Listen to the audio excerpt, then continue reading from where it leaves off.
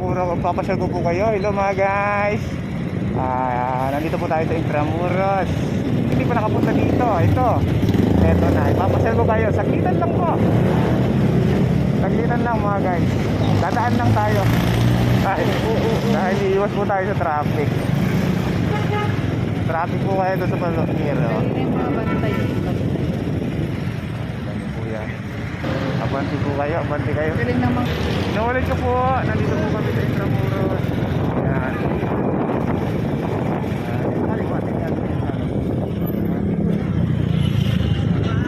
Napuntal ko lang po kayo.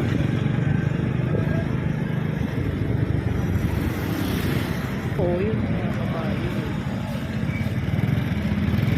Nakaliso. Tama pala dito sa